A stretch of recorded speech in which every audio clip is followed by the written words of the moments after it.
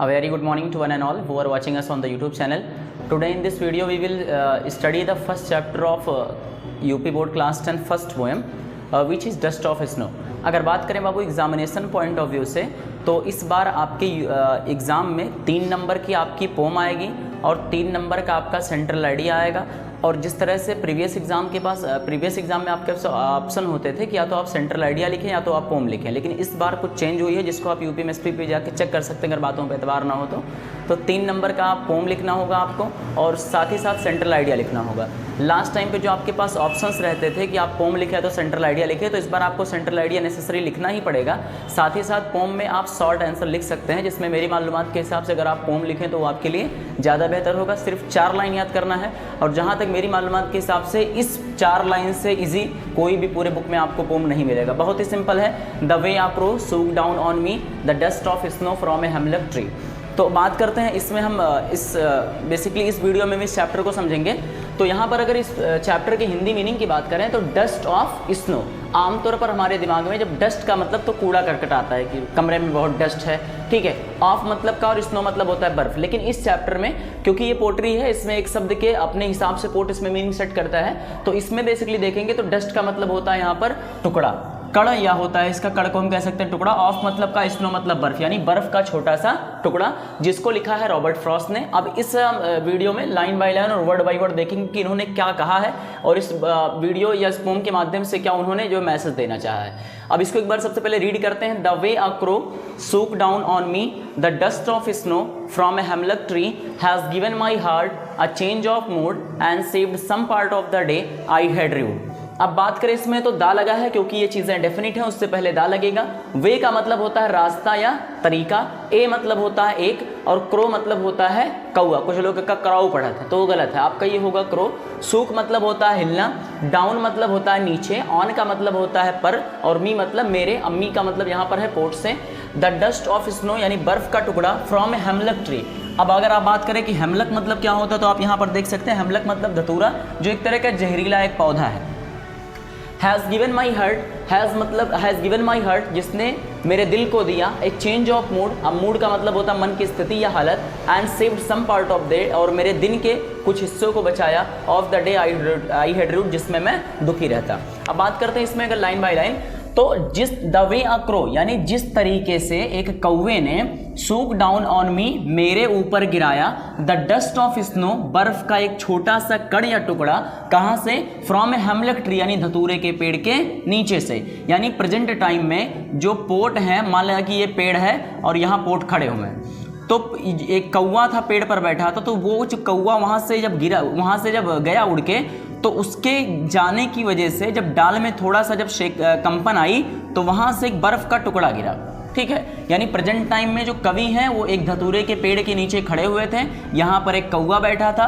कौवा जब उड़कर गया तो उड़ने की वजह से, उसके कंपन की वजह से, हिलने की वजह से बर्फ का टुकड़ा उनके ऊपर गिरा। हैज़ गिवन माई हार्ट, अब इसको पढ़ेंगे हार्ट ना कि hurt. Has given my hurt यानी उसने मेरे मन को दिया ए चेंज ऑफ मूड। अब मूड का मतलब होता है मन की हालत या दशा, यानी उस कौवे के जाने की वजह से और बर्फ के टुकड़े के गिरने की वजह से जो मेरी मनन स्थिति थी, मन की हालत थी, वो पूरी तरह से बदल गई। And saved some part of the, saved मतलब होता है बचाना, सम मतलब कुछ, पार्ट मतलब होता है हिस्सा, डे मतलब दिन, आई हैड ड्रीम्ड का मतलब होता है कि जो है दुखी रहना। तो कह रहे हैं कि उस कौवे के हिलने की वजह से, कौवे की उड़ने की वजह से जो मेरे ऊपर बर्फ़ का टुकड़ा गिरा, उस बर्फ़ के टुकड़ा गिरने की वजह से मेरी जो मनन स्थिति थी, मन की हालत थी, पूरी तरह से वो बदल गई और मेरा जो दिन खराब होने वाला था वो खराब होने से बच गया। अभी तक में आपने देखा कि कौवा था, धतूरा था, पेड़ था, खराब होना सा, इन सारी चीज़ों से बाबू बस तात्पर्य इतनी है कि हमको इसमें मैसेज उन्होंने क्या देना चाहे वो हम सीखेंगे। तो इस वीडियो के माध्यम से मैंने और खास करके पोर्ट ने क्या मैसेज ये दिया है बाबू, क्योंकि अगर बात करें तो धतूरा एक अशुभ चीज़ है, क्योंकि आमतौर पर हम जो है नीम लगाते हैं, आम लगाते हैं, फल लगाते हैं, कई सारे पेड़ लगाते हैं, लेकिन धतूरे का पेड़ लगाना कोई भी अपने घर में मुनासिब नहीं समझता। और बात करें दूसरी चीज़ तो इसमें 2 चीज़ें हैं, एक तो है हेमलक ट्री। अब हेमलक का मतलब होता है धतूरा, जो कि आपका जो है वो एक तरह से क्या है, जहरीला पेड़ है, और दूसरा आपका है क्रो। इस पोम में बेसिकली हम आमतौर पर जो लोगों की जो मेंटालिटी होती है, इसमें इसको हम अशुभ मानते हैं। अशुभ मतलब कोई भी ना तो कौवा पालता है और ना तो कोई धतूरे का पेड़ अपनी घर या आंगन में लगाता है। अगर वहीं कोई कबूतर बैठे, तोता बैठे, तो उसको सब चाहते हैं, या कोयल बैठ जाए तो सब चाहेंगे कि बैठा रहे। लेकिन अगर कौवा अगर गलती से उड़ा तो तुरंत कहेंगे उड़, ठीक है, या कड़ कहेंगे। और हेमलक है उसको भी कोई लगाना पसंद नहीं करता है। तो आमतौर पर जैसे कि हमारी जो मानसिकताएं होती हैं उसमें ये होता है कि अगर कौवा हमारे घर पर आया या कौवा अगर बोला तो वो अशुभ हो गया, उसको तुरंत भगा दिए। धतूरे पेड़ लगाया तो पूरी तरह से अशुभ हो गया। या आमतौर पर कुछ लोगों की आदत होती है, तो अगर बिल्ली इसमें रास्ता काटती है तो 120 के स्पीड से वहाँ पर रुक जाते हैं। और हमारी उस वक्त जो मान्यताएं होती हैं कि अगर तू बिल्ली रास्ता काट के गयो तो तुम मर जाओ, बचबो नहीं।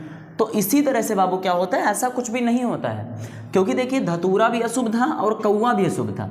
तो कौवे ने जब बर्फ का टुकड़ा इसमें यहाँ पर गिराया था तो उस हिसाब से इनको मर जाना चाहिए था।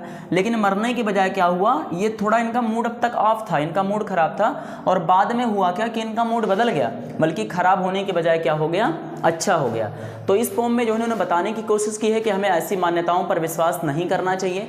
ना तो कौवा अशुभ है, ना तो धतूरा अशुभ है, ना कुत्ता अशुभ है, ना बिल्ली अशुभ है।